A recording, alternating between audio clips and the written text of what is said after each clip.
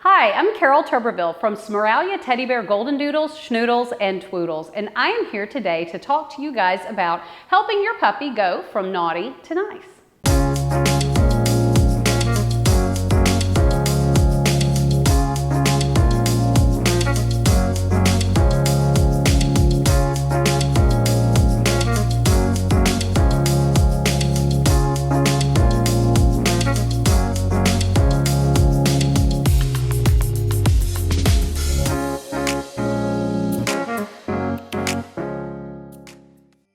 Tip number one is let's meet our puppy's needs before they demand that we meet them. Obnoxious attention-seeking behaviors are probably highest on the list of naughty that puppies do.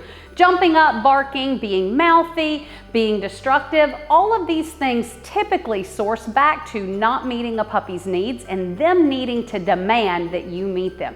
We can meet those needs through lots of activity, playtime out in the yard, going for walks, playtime in the house. We can do obedience training. Make sure we do a good mix of mental and physical stimulation to meet those puppies' needs before they demand that we meet them. So that is tip number one. Be sure that we're meeting our puppy's needs before they demand that we meet them. Tip number two, have realistic expectations of what your puppy is and maybe isn't capable of. Your puppy is living, breathing, growing, and learning at every second. So your puppy and the expectations of what they're capable of may vary pretty widely, but it's not really fair to your puppy, and it's going to seem like they're being naughty even when they're not if we just don't have realistic expectations of what our puppy can do. It's maybe not realistic for our puppy who we've only had in the house for 2 days to be an active and engaged part of a huge Christmas party. That's too much too soon for a puppy that age. It also might be a little unrealistic to expect our puppy to be able to go all night to be a secret and not bark or whine in the crate if they've never been in a crate before. So set realistic expectations for what your puppy's capabilities are, and that will help to keep them off of the naughty list.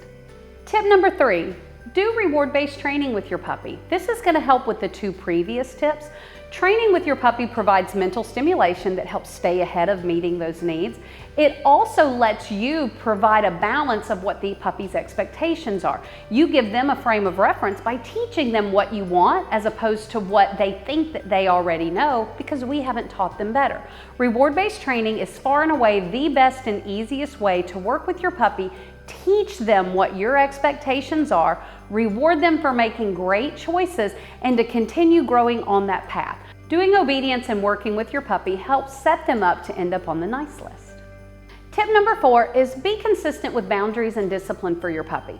Discipline is not always appropriate for a puppy, but setting clear boundaries and limitations for what they have access to absolutely is. By providing tools of management, meaning a leash, a crate, things like that, you're not setting yourself or your puppy up for failure. That might end up with you on the naughty list if you're setting up your puppy for failure. Putting your puppy in a situation that they are not quite ready for is not always the best thing to do. We want to make sure we're always providing for training and opportunities for our puppies to be successful. If we're in a new environment, maybe put our puppy on a leash so that we can control what they choose to do and don't choose to do, and we can reward for great choices. If the situation is too much for your puppy, let's go ahead and put them in a crate. Let's let them have ample nap time and downtime. So provide for appropriate management for your puppy, and that's tip number four. Tip number five is provide for plenty of alternative activities, lots of love, and remember to have fun with your puppy.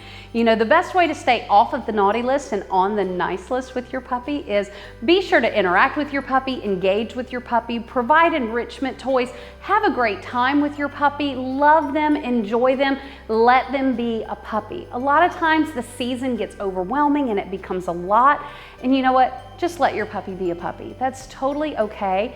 Follow the other tips to set them and you up for success, and everyone can have a very Merry Christmas and a happy holiday. If you have any questions or just enjoyed what you saw, if you haven't already, be sure to hit that subscribe button. Also, follow us on our other social media platforms on Facebook, Instagram, and TikTok. If you need anything further from us, don't ever hesitate to reach out to our office. We're there to help.